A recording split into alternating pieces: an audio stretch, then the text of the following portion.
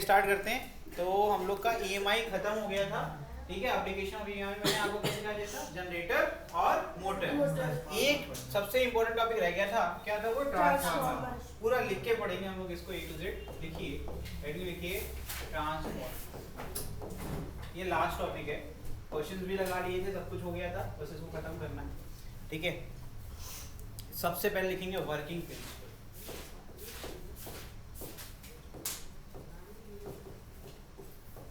अच्छा, पहले के जो दोनों हम लोग ने एप्लीकेशन पढ़े उसमें हमारा वर्किंग प्रिंसिपल क्या था? पीरियोडिक EMI, है ना? Yes sir. और ये क्या होता है इसमें? स्टैटिक EMI होता है, और उसमें भी कौन सा? म्यूचुअल। स्टैटिक वर्ड का मतलब होता है रेसिस्ट, का मतलब है ये ऐसा डिवाइस है जिसको क्या कह सकते हैं? कह सकते हैं कि स्टैटिक डिवाइस है, यानी कि नो मूविंग पार्ट, है ना? ऐसा कोई भी पार्ट नहीं होता इसके अंदर जो कि मोशन में हो, सब कुछ स्टैटिक होगा, ठीक है। चलिए इसके कुछ बेसिक पार्ट्स के बारे में लिख लेते हैं। लिखिए इसको,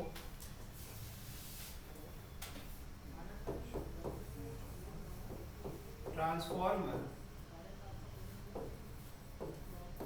हैज टू सेक्शंस, ठीक है। दो सेक्शन होते हैं।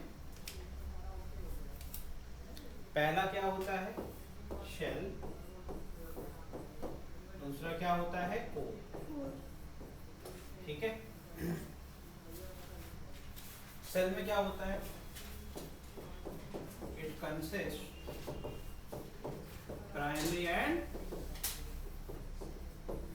सेकेंडरी, ठीक है। ठीक।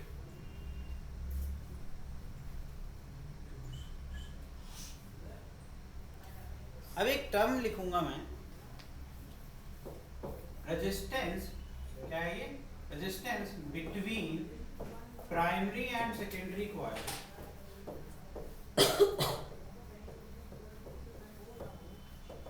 Is infinite. समझ में आ रहा है? कहने का मतलब ये है कि दोनों इंसुलेटेड होते हैं और दोनों के बीच में कोई कनेक्शन नहीं है। इसका मतलब ब्रैकेट लिख लो, ओपन सर्किट।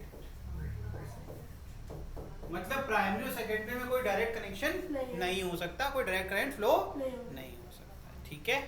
तो मैं यहाँ रिलेटिव रेजिस्टेंस लिखूंगा, जैसे लिखूंगा RPS इज इक्वल टू, जितना ज्यादा रेजिस्टेंस होगा उतने चांसेस करंट के फ्लो होने के बहुत कम हो जाएंगे, ठीक है। अगर हमें एक सिंपल कोर बनाना हो तो हम लोग कैसे बनाएंगे डायग्राम?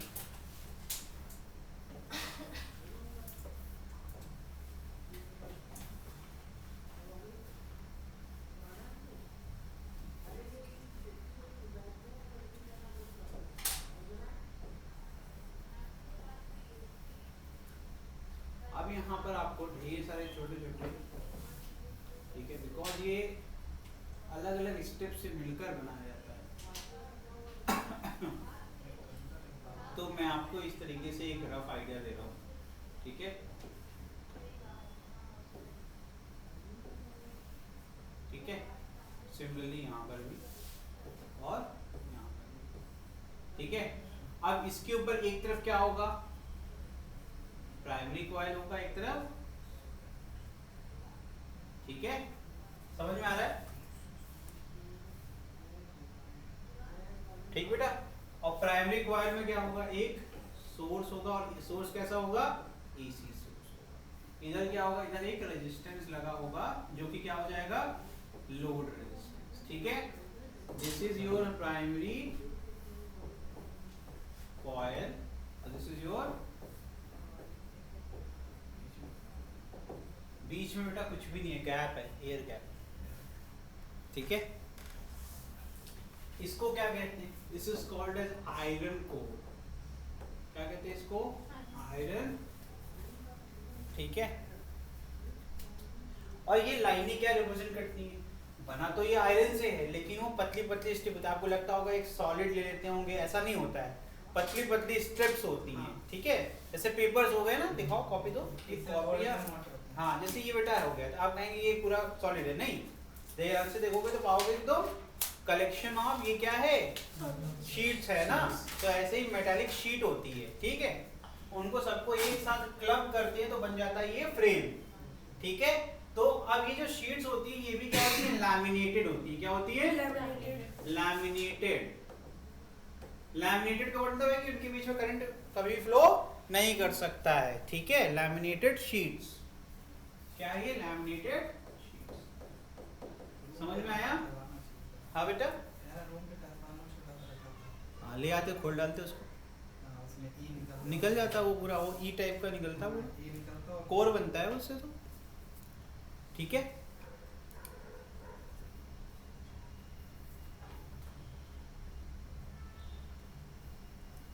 अब इसमें लिखे कोर के बारे में,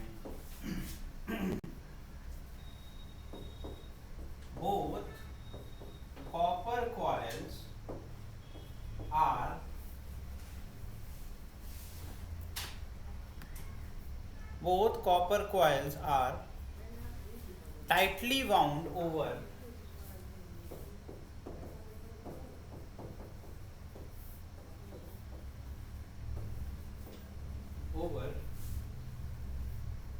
bulk metal piece of high magnetic permeability. bulk metal piece, जो ये क्या है, ये कोर की बात हो रही, ठीक है, ऑफ हाई मैग्नेटिक। ये हाई क्यों कह रहे हैं, याद है आपको एक चीज सिखाई थी मैंने, क्या बताया था कि अगर हमें एक सोलेनॉइड के अंदर मैग्नेटिक फील्ड को बढ़ाना है तो हम एक सॉफ्ट आयरन को इंसर्ट कर देते हैं, क्योंकि फेरोमैग्नेटिक मटेरियल हेल्प करता है, क्या करता है वो, मैग्नेटिक फील्ड को स्ट्रॉन्ग करता है, क्योंकि उसकी खुद की अपनी भी प्रॉपर्टी होती है। सॉफ्ट है, जैसे यहाँ क्या यूज कर सकते हैं, सॉफ्ट आयरन। ये किससे बना हुआ है, लिखा भी है, आयरन कोर, यानी कि सॉफ्ट आयरन से इसको हम बनाते हैं, ठीक है। इसका फायदा क्या होता है कि ये जो मैग्नेटिक फ्लक्स इसके अंदर निकलेगा वो सिर्फ कोर में होकर के लिंक हो जाएगा, इस कोर से बाहर नहीं जाएगा, जिससे हमारा लॉस कम से कम होगा, और मैक्सिमम फ्लक्स क्या करेगा, एक दूसरे में लिंक हो जाएगा, जिससे कि हमारी एफिशिएंसी बढ़ जाएगी। समझ में आ रहा है कि नहीं आ रहा है, ठीक। फुल स्टॉप कर लिखिए, कॉल्ड कोर, उसके आगे लिखिए क्या है, इसे कहते हैं कोर, ठीक। लिखिए, both coils are electrically insulated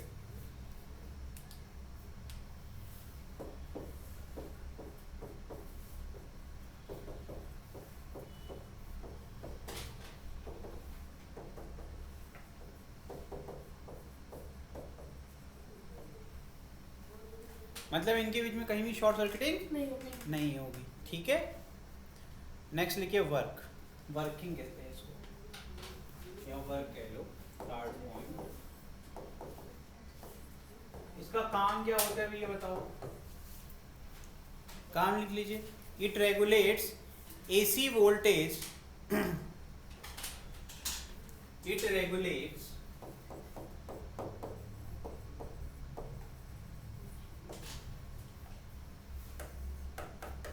AC voltage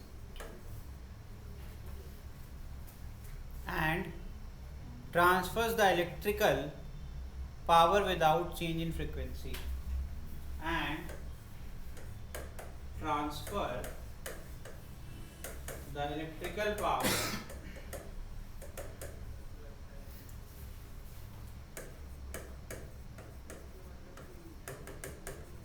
without changing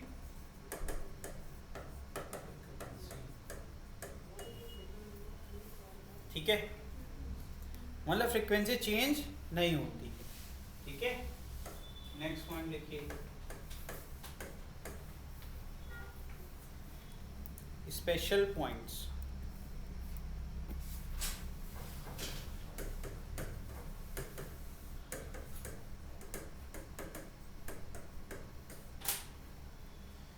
ठीक है, it can not work with DC supply.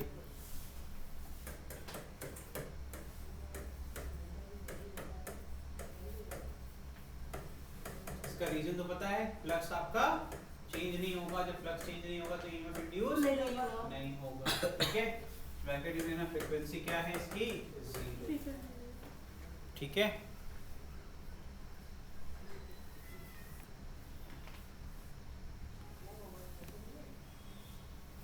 Next लिखिए फुल स्टॉप करके।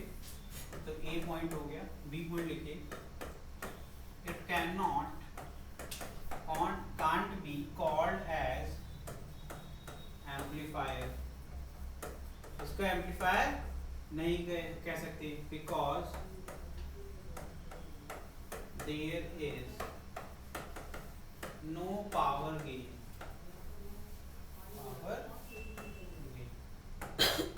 That is P input is greater than or equal to P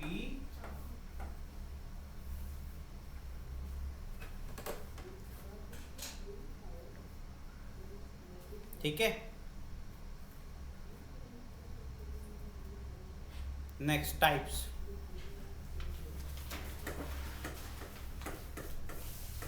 तो majorly हम लोग दो ही प्रकार पढ़ते हैं। एक हो गया आपका स्टेप अप ट्रांसफॉर्मर और एक क्या हो जाएगा आपका step down transformer.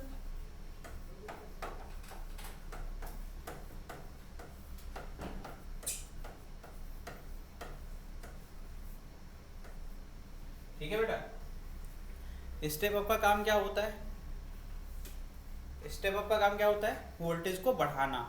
Step down का क्या होता है, वोल्टेज को घटाना। तो इसमें देखिए ध्यान से, number of turns in secondary coil will be greater than number of turns इन।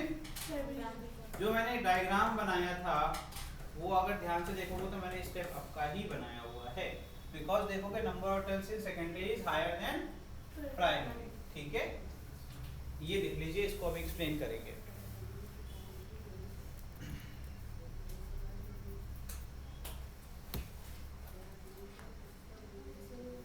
ठीक है, नेक्स्ट लिखिए, नेक्स्ट पॉइंट लिखिए, पॉइंट नंबर 6।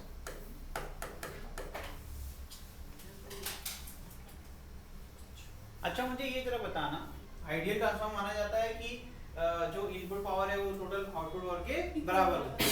ठीक है, यहाँ ऐसे लिख देता हूँ, आइडियल ट्रांसफॉर्मर क्या हो जाएगा, P in is equal to, ठीक है वो ठीक है, वो बात अलग है। तो इसका मतलब है यार, अगर उसके साथ सोचें तो यहाँ क्या होगा, स्टेप अप में इनपुट वोल्टेज क्या है, वो लेस देन होगा आउटपुट से, और आई इनपुट क्या होगा, ज्यादा होगा आई, क्योंकि क्या बोला मैंने, पावर क्या होगी, कांस्टेंट बनी रहेगी। तो वही 2 into 4 8 होता है, 4 into 2 भी 8 ही होता है। तो मल्टीप्लिकेशन दो क्वांटिटी की, पावर कौन होता है, वोल्टेज इनटू करंट। तो अगर वोल्टेज ज्यादा है तो करंट कम, और करंट ज्यादा है तो वोल्टेज कम होगा। सिंपल है ना।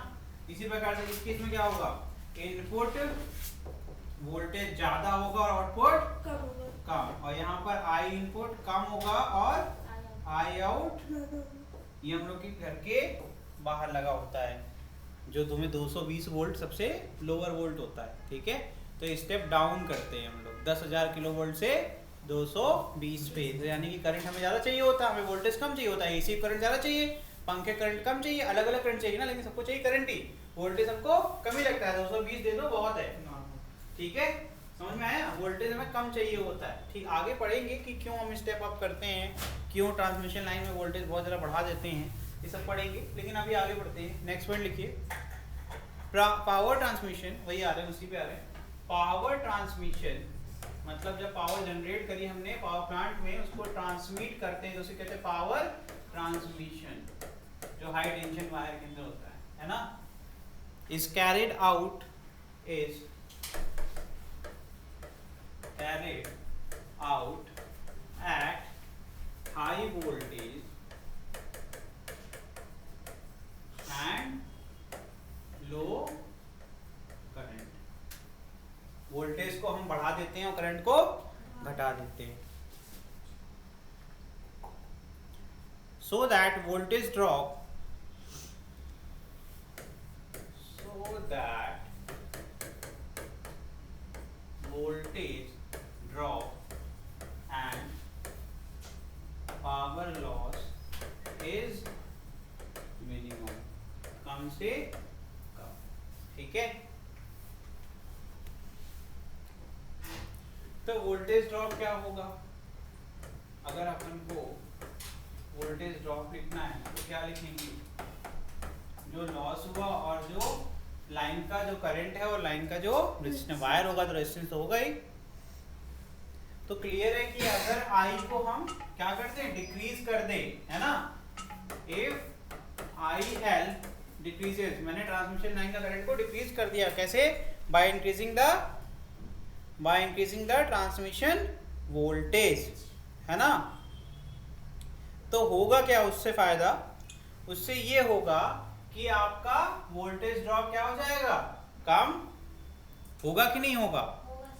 ठीक है, सिंपल है कि नहीं, V equal to I R होता है ना। तो जब I कम हो जाएगा, R कांस्टेंट है, एक ही बार वायर लगाते हैं, उसका रेजिस्टेंस चेंज नहीं होने वाला है, तो अगर I कम कर देंगे तो वोल्टेज ड्रॉप कम से कम होगा। ठीक, अब बात कर लेते हैं पावर लॉस, इसीलिए वोल्टेज बढ़ा देते हैं। और तो पावर लॉस क्या होता है भाई? IL स्क्वायर RL होता है नहीं, पावर का फॉर्मूला। तो लाइन करंट कम होगा तो उसका स्क्वायर टाइम्स, मतलब छोटी वैल्यू को अगर स्क्वायर करोगे तो और छोटी वैल्यू मिलेगी, राइट। इसीलिए इतना बढ़ा सकते हैं, बहुत ज्यादा बढ़ा देते हैं, करंट बहुत कम हो जाए। तो यहाँ पर भी IL डिक्रीज करेगा तो क्या होगा, PL भी डिक्रीज करेगा। ठीक है, क्योंकि स्क्वायर टाइम डिपेंड करता है। अगर IL का फॉर्मूला किसी को चाहिए तो सिंपल है, power transmitted to the line upon line voltage. ठीक है, कैसे बना है? P इक्वल टू VI होता है बेटा। ठीक है,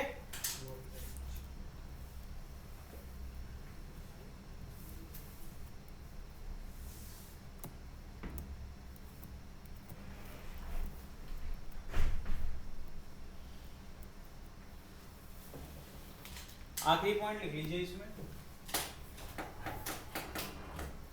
देखिए high voltage coil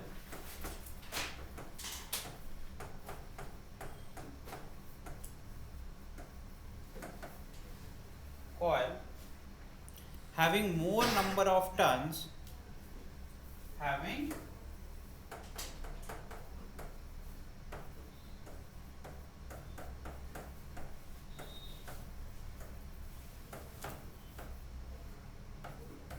turns and thin, ज्यादा नंबर ऑफ टर्न होंगे और थिन होगी, है ना। ठीक है, and low voltage coil having less number of turns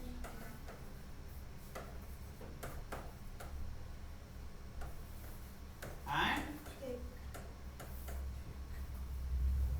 ठीक है बेटा। चलिए अब पढ़ते हैं आइडियल ट्रांसफार्मर।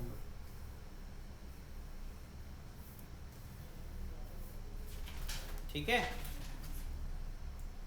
पढ़ते हैं आइडियल ट्रांसफार्मर।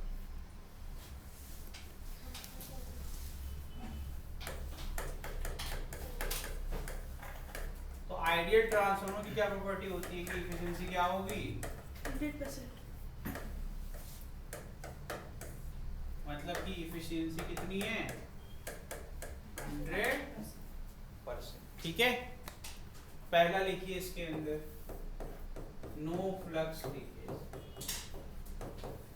क्योंकि अगर 100% चाहिए तो फ्लक्स 100% लिंक होना चाहिए, प्राइमरी और सेकेंडरी।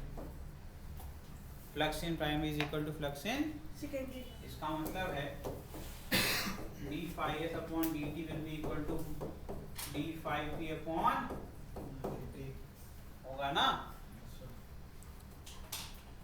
ठीक, तो इसका मतलब है कि ES is equal to EP is equal to E.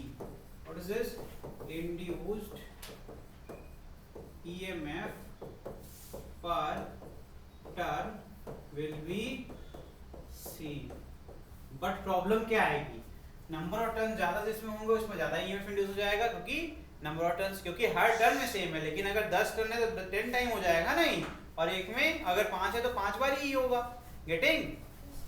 तो यहाँ कंफ्यूज नहीं होना, कह देंगे अरे सर दोनों सेम हो जाएगा. नहीं नहीं नहीं, वो डिपेंड करता है. ले आओ. तो यहाँ पर डिपेंड करता है कि आपका कितने नंबर ऑफ टर्न्स हैं. तो यहाँ पर अगर हम कैपिटल ES लिखते हैं, EMF इन सेकेंडरी कॉइल हो जाएगा number of turns into EMF induce in each turn. इसी तरीके से EP का फॉर्मूला क्या हो जाएगा? NP इंटू E, है ना बेटा? Equation 1 and equation 2. तो यहाँ से समझ में आ गया ES upon EP is equal to NS upon पहला relation. This is your first relation. ठीक है, ठीक. और इसको अपन कहते हैं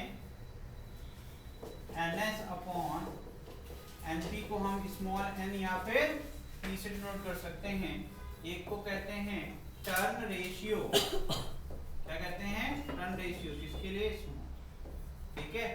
और P के लिए नोट लिखिए ट्रांसफॉर्मेशन रेशियो. P को क्या लिखते हैं? ट्रांसफॉर्मेशन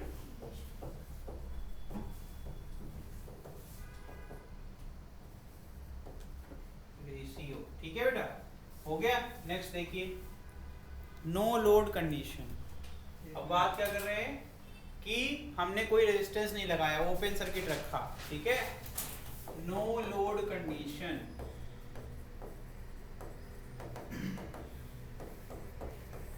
मतलब सेकेंडरी कॉइल से कुछ भी आपका लोड कनेक्टेड नहीं है. ठीक है.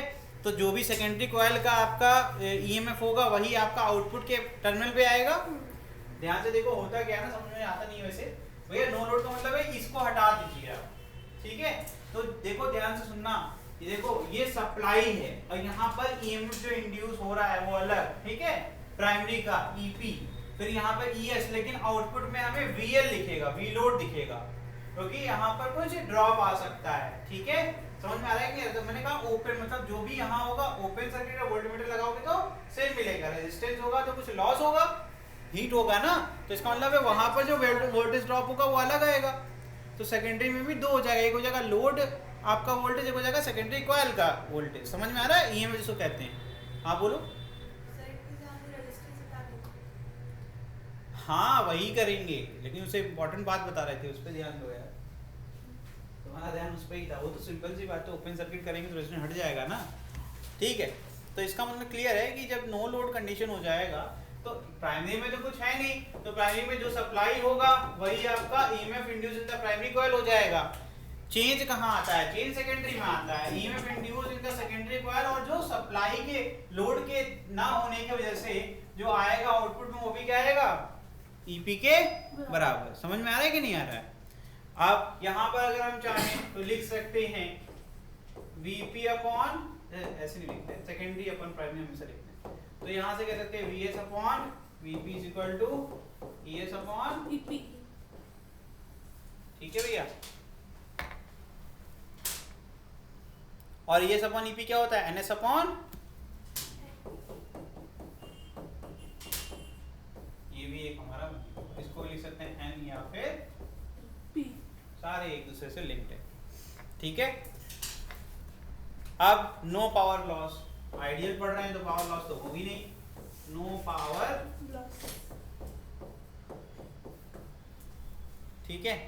लिखिए, इसका मतलब है P output is equal to P input. ठीक है. तो ये क्या हो जाएगा? आउटपुट होता है VS IS, यह जाएगा VP IP. तो यहां से नया फॉर्मूला बन गया VS upon VP is equal to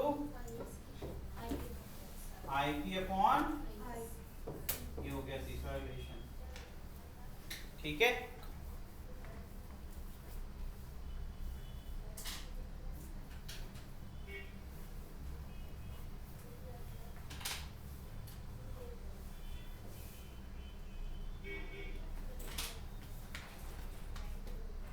उल्टा है ना, ठीक। फिर से टर्म रेशियो के साथ इसको करना है तो यहाँ जाएगा NS अपॉन NP या फिर स्मॉल n और p। Is it okay? ये सब रिलेशंस बहुत इंपॉर्टेंट है।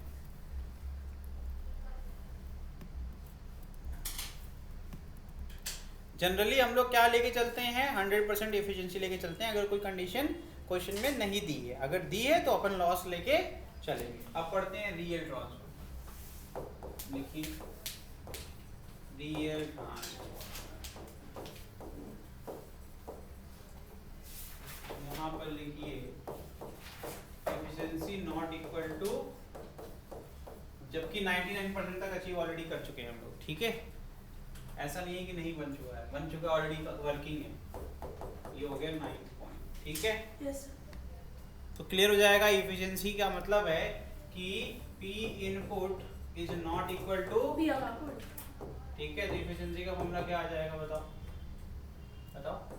P out upon P in into 100 कहते हैं एफिशिएंसी, ठीक है।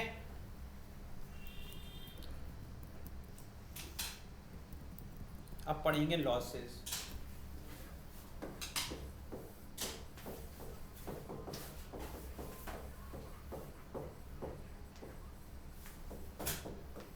ठीक है। तो पहले लिखिए कॉपर, पहला लॉस लिखिए कॉपर और जूल हीटिंग लॉसेस,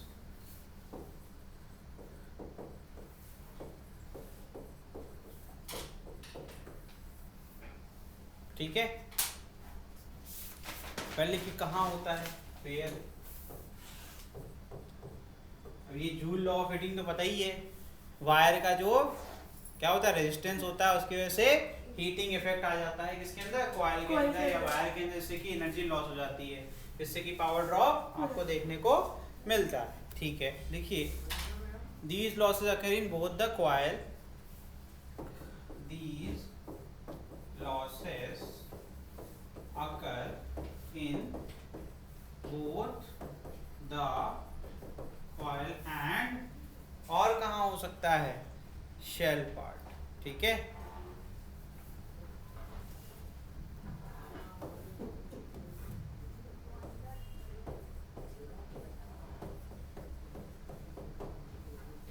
ठीक, इसमें लिखिए इसके बाद रीजन, क्या रीजन होता है, ठीक है। Due to heating effect of current, reason क्या है, simple, due to heating effect of that is I²R, ठीक है। इसका रेमेडी क्या है, मतलब सोल्यूशन क्या है, कैसे इसको घटाया जाए, ठीक है। लिखिए रेमेडी भी लिख लीजिए, टू मिनिमाइज दीज लॉसेस,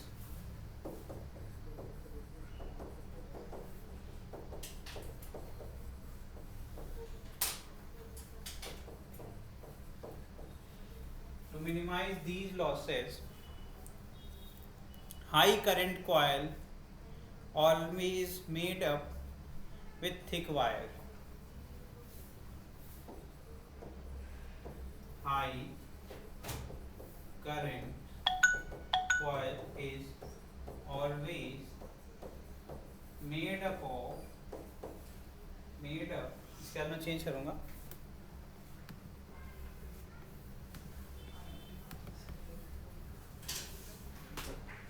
बेटा ईएमएफ इंड्यूस पढ़ा चुके हैं ऑलरेडी। ईएमएफ इंड्यूस कब होता है कह रहे हैं बेटा, ईएमएफ इंड्यूस के लिए ऑलरेडी बहुत हम लोग ने पीछे स्टैटिक ईएमआई पढ़ा था, फिर उसमें भी पढ़े थे, दो प्रकार पढ़े थे, सेल्फ इंडक्टेंस, म्यूचुअल इंडक्टेंस, उसको रिवाइज करिए। आप ऐसे ही कूदते हुए चले जाएंगे, आखिरी टॉपिक है, चैप्टर खत्म हो रहा है, सर ईएमएफ का इंड्यूस कराइए, कहाँ से कराते हैं ईएमएफ इंड्यूस बेटा। हाँ, इज ऑलवेज मेड अप ठीक, उसके अंदर जो है जादू आ जाता है जब वो ऑनलाइन चला जाता है, है ना। थिक वायर क्यों भैया, वो पढ़ा था ना हम लोग ने experimental verification of Ohm's law, जिसमें अपन क्या करते थे कि क्रॉस सेक्शन एरिया बढ़ा देते थे, तो एक फॉर्मूला होता है ना R = ρ L/A। हीटिंग इफेक्ट इसके कारण होता है, इसको घटाने के लिए क्या करते रहे, एरिया बढ़ा देते हैं। बढ़ा देंगे तो R बहुत तेजी से घट जाएगा, जिससे कि करंट अगर हाई करंट फ्लो करेगा रेजिस्टेंस कम हो जाएगा, हीटिंग इफेक्ट नीचे आ जाएगा, अपना काम हो गया, हमें हीटिंग इफेक्ट ही खत्म करना था। ठीक है, ठीक। और उसके आगे क्या है, और भी चीजें होती हैं, बहुत डिटेल में नहीं जाएंगे। इसमें अपन क्या करते हैं, ऑयल कूलिंग सिस्टम लगा देते हैं। क्या होता है, जरा सा हीट होता है उसको एक्सट्रैक्ट कर लेता है, ठीक है, कूलिंग सिस्टम लगा दो। तो लिखना चाहो लिख लो, and for removal of produce heat, and for removal of produced heat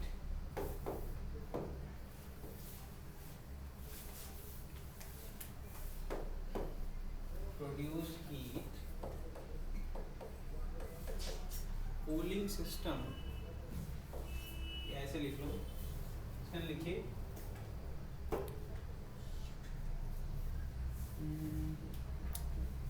oil cooling can be installed,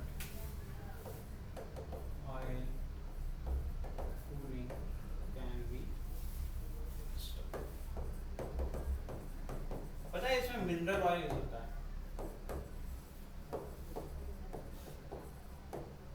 इसमें जो है मिनरल ऑयल यूज होता है।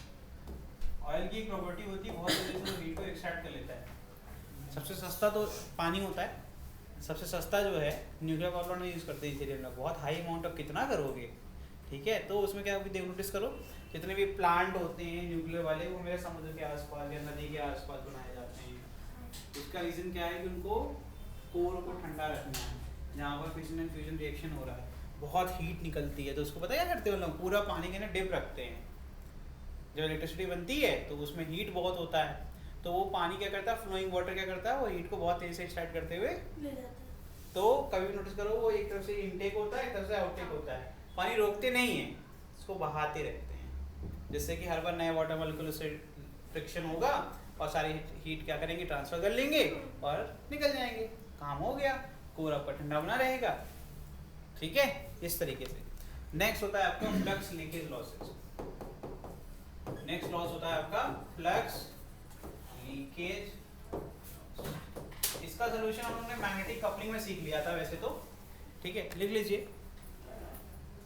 These losses occur in both between the both coil of shell part। कहाँ होता है ये? These losses occur in between both the coil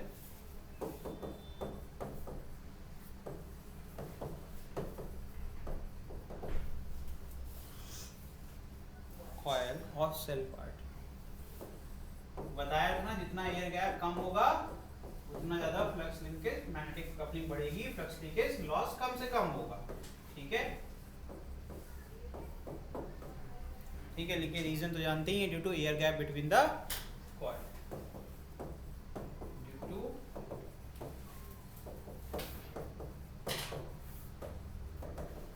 ठीक बेटा।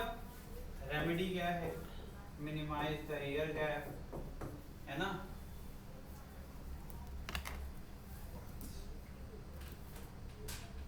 लिखिए minimize the air gap between the coils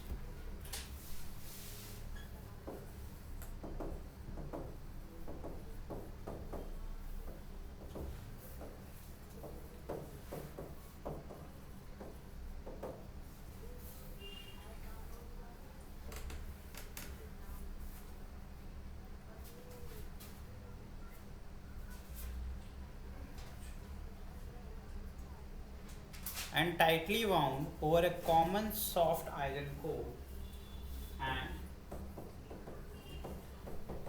tightly wound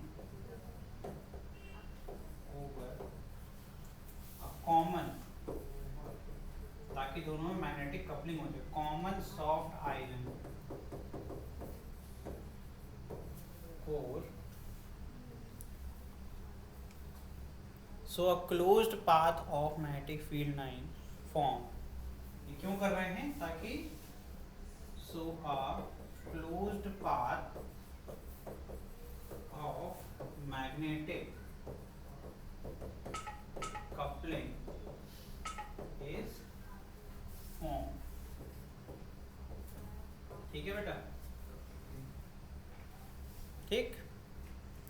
and try to make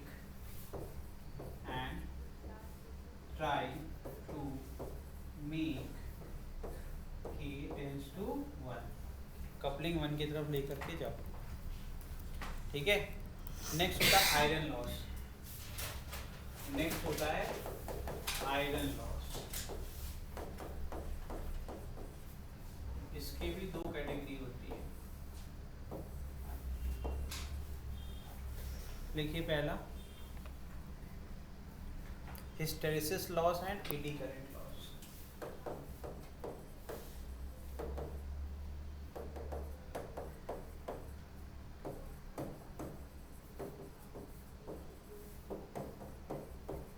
ठीक है,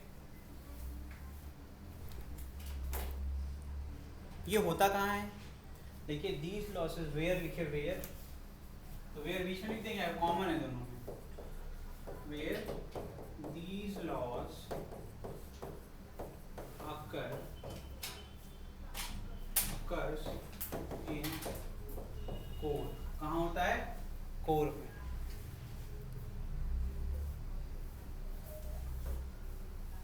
occur in core। ठीक है, लिखिए पहला, लिखिए हिस्टेरेसिस लॉस। बस बेटा ये खत्म है चैप्टर आपका, ये लास्ट है।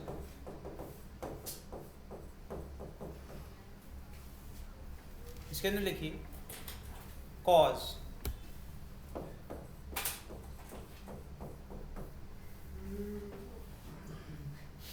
Transformer core always present in the effect of alternating magnetic field.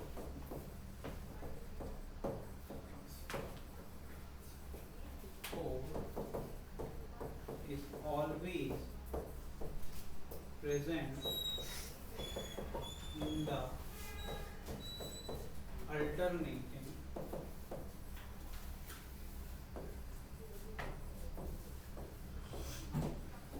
ये सिंपल सी बात है। बी क्यू क्या आ जाएगी? B naught sine omega. Reason क्या है यार? कोर भी तो एक मेटल से बना हुआ है ना, जो कि सॉफ्ट आयरन है। उसके अंदर भी आप बार बार क्या करोगे? फ्लक्स लिंकेज करोगे, तो अब उसके अंदर भी आएगा कि नहीं आएगा? कुछ ना कुछ लॉस तो होगा ही। तो देखिए कैसे होता है। So it will magnetize. क्या हो जाएगा? वो खुद भी एक मैग्नेट तरह बन जाएगा कि नहीं? फेरोमैग्नेटिक होता है कि नहीं होता है? So it will be magnetize and demagnetize. ठीक है, मैग्नेटाइज होगी। वो तो पढ़ा था हम लोग ने, हिस्टेरेसिस कर्व पढ़ा था ना।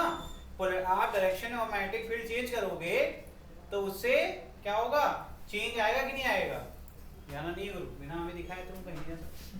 सो इट विल, बहुत ही ज्यादा आजकल के टोपीबाज बच्चे है ना, सोचते हैं कि सब बिजी हैं, तुरंत आया तो सकल दिखा नहीं। अरे सबको धोखा दे रहे हैं ये, विथ वेरी हाई फ्रीक्वेंसी। माँ बाप, टीचर, स्कूल टीचर, सबको एक और से। बहुत बोरिंग होगा ये सेशन, वैसे लग रहा होगा कि नींद आ रही, लेकिन ये बहुत थ्योरी हो गया। इसको पीपीटी में ही पढ़ाना चाहिए था, लेकिन चलो कोई नहीं। ठीक है,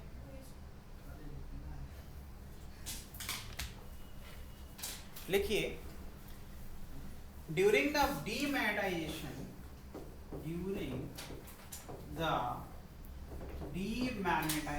ये है ही इतना इजी। फेरोमैग्नेटिक के अंदर प्रॉब्लम क्या आती है कि वो अपना पूरी की पूरी प्रॉपर्टी को नहीं लीव करता है ना, तुरंत वो डीमैग्नेटाइज नहीं होगा। कुछ ना कुछ तो रीशेड्यूल, यानी कुछ ना कुछ मैग्नेटिक इफेक्ट तो उसके अंदर रह ही जाएगा। ये पढ़ा था उन्होंने, कहा हिस्टेरेसिस कर्व भी पढ़ा था। इसीलिए तो हम लोग कहते थे उसका थिकनेस कम हो रहा है, यानी कि रिटेंटिविटी लो है, लेकिन है ना। रिटेंटिविटी भूल गए क्या? रिटेंटिविटी होगी कि नहीं होगी? तो जब आपने मैग्नेटाइज किया है तो आप कहें तुरंत हाई फ्रीक्वेंसी पे कर रहे हैं, हाई फ्रीक्वेंसी पे वो खुद नहीं कहेगा, ये कहेंगे डीमैग्नेटाइज हो जाओ, पूरी ताकत लगा लिंक कर नहीं पाएंगे, कुछ ना कुछ तो रह ही जाएगा। ड्यूरिंग द डीमैग्नेटाइजेशन, लिखिए आगे, a part of magnetic energy, a part of magnetic energy is left in the core, ठीक है, in the form of reschedule, in the form of magnetic field, ठीक है, फुल स्टॉप कर लिखना। Finally this reschedule energy waste as heat, finally this reschedule energy waste as heat, किस तरह की dissipate हो रही है, हीट के फॉर्म में, इससे कोर आपका लगा होता है। अब इसका इलाज क्या है, remedy,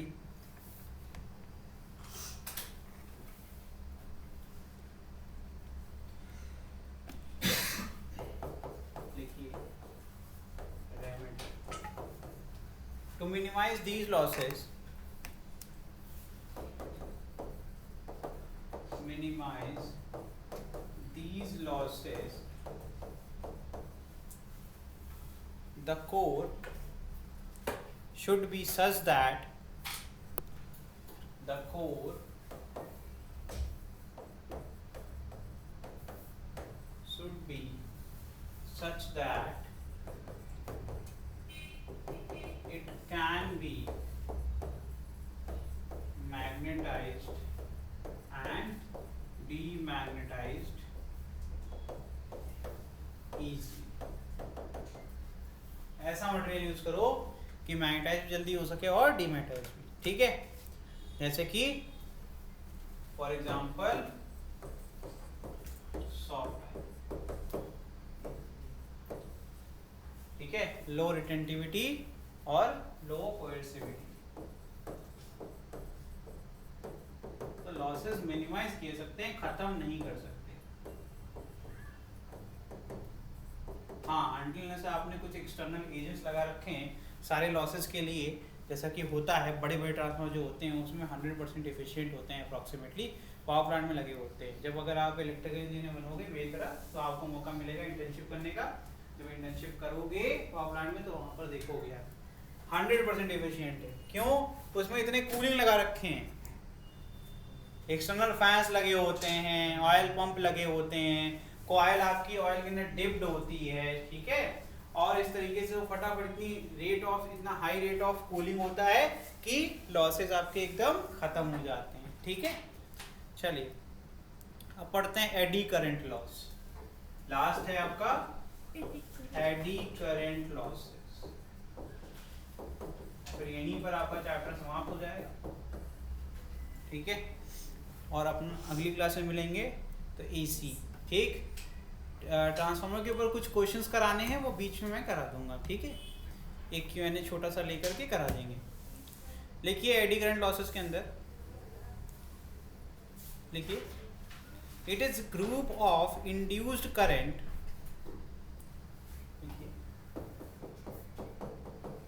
it is group of induced current which are produced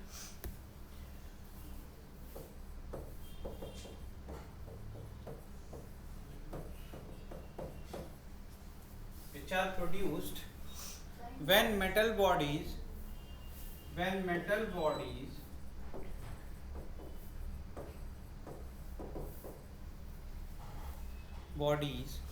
placed in time varying magnetic field,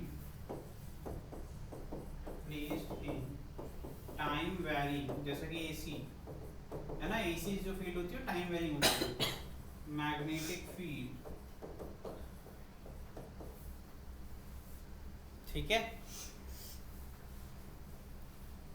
और they move in external magnetic field, बस इतना ही लिखो, वो वाला मोशन और मत लिखो, ठीक है, such that magnetic flux changes, क्योंकि इस केस में मोशन तो होगा नहीं, ठीक है, मैग्नेटिक थ्रू, मैं सिर्फ ट्रांसफार्मर के लिए लिखवा रहा हूँ, एडी करंट को ही आप फोकाल्ट करंट भी कहते हैं, ठीक है, तो एक फैंसी वर्ड जो है सुनने में आपको आ सकता है पेपर में, लिख लो इसको, फोकस करंट, ठीक है, वो एडी करंट ही होता है, ठीक है।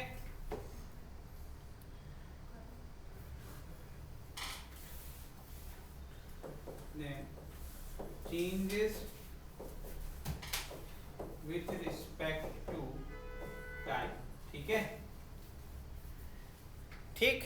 अब देखना ध्यान से, एक मेटल लूप ले लिया, ठीक है, मेटल लूप होगा कि नहीं, कोर तो होगा ही, कोर में मेटल लूप होगा कि नहीं होगा, ठीक है। अब मैंने ये बोला कि यहाँ जो आपकी मैग्नेटिक फील्ड है वो इनवर्ट है, ठीक है बस। अब ध्यान से देखो, दो तरीका है, या तो इसको कांस्टेंट रख के इसको घुमा दे, या इसको चेंज करें, तो दोनों केसेस में यहाँ पे करंट इंड्यूस हो सकता है कि नहीं हो सकता है, बिल्कुल होगा। अरे ये पूरा मेटल का बना हुआ है तो करंट अपने अंदर तो फ्लो करा ही सकता है ना, एक सर्कल में घूमेगा, डिफ्यूजन होगा, मतलब करंट लेकिन हीट के फॉर्म में डिसिपेट हो जाएगा कि नहीं हो जाएगा।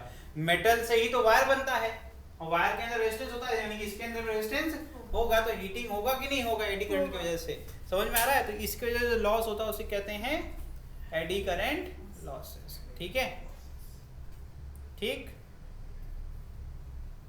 तो करंट आपका यहाँ पे कैसे फ्लो करेगा, अगर यहाँ फ्लो कराना है तो AC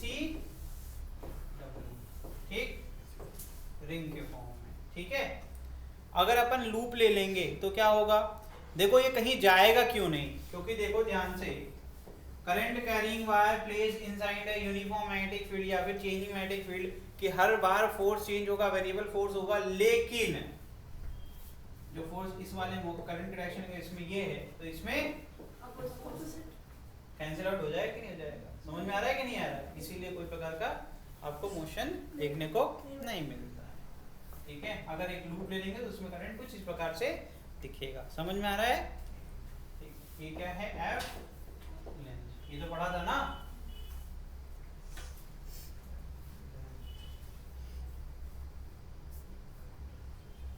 ये हो गया आपका मेटल शीट के अंदर, ठीक।